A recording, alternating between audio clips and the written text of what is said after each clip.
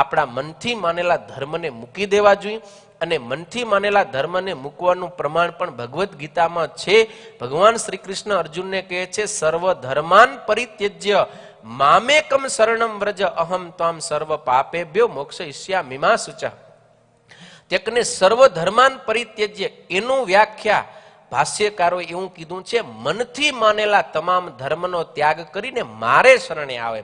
અર્જુન એમ મનમાં કહેતો હતો ને હું આને મારીશ તો આ મને હિંસા થશે, હું આને મારી નાખીશ તો સ્ત્રીઓ બધી છે પતિ વિનાની થશે ને એને કારણે દુરાચાર થશે, લોકમાં અધર્મ પ્રવર્તશે.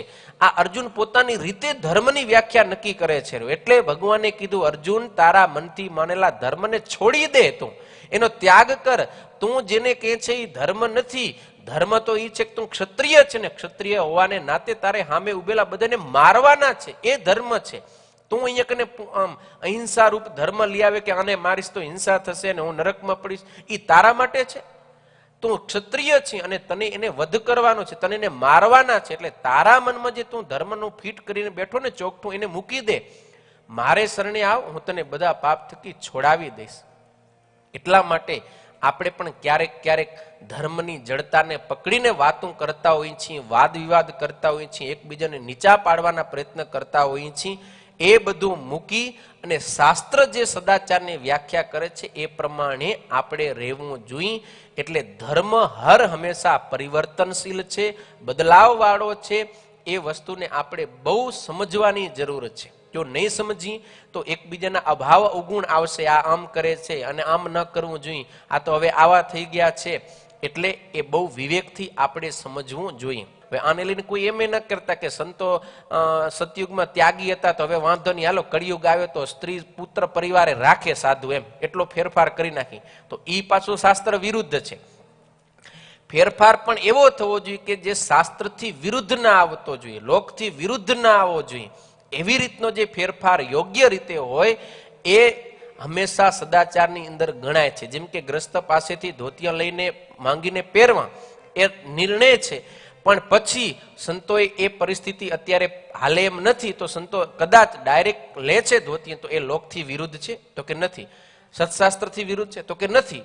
સીધા નવા ધોતિયા કદાચ સંતો પહેરે છે તો કોઈ શાસ્ત્રમાં કે લોકમાં બાદ નથી આવતો, તો એવો ફેરફાર થઈ શકે.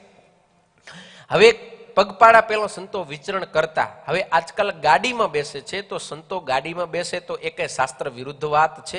કોઈ જગ્યાએ એનો નિષેધ કરેલો હોય એવું વાક્ય મળી આવે છે? તો કે ના. તો પછી સંતો ગાડીમાં વિચરણ કરે એમાં કાંઈ દોષ નથી. પેલા સંતો છે એ વિદેશ સત્સંગ પ્રવાસાર્થે નતા જતા, આજકાલ સંતો વિદેશ પ્રવાસાર્થે જાય છે. તો એ સમયે એવો દેશ, એવો કાળ, એવી પરિસ્થિતિ હતી, તો એ ધર્મ હતો. હવે એ ધર્મની અંદર બદલાવ આવ્યો છે. પણ સંતોએ ક્યાંય વિદેશ ન જવું, ત્યાં જઈને ધર્મ પ્રચાર ન કરવો, એવી રીતનું કોઈ શાસ્ત્રમાં લોકમાં વિરુદ્ધાભાસ આવે છે?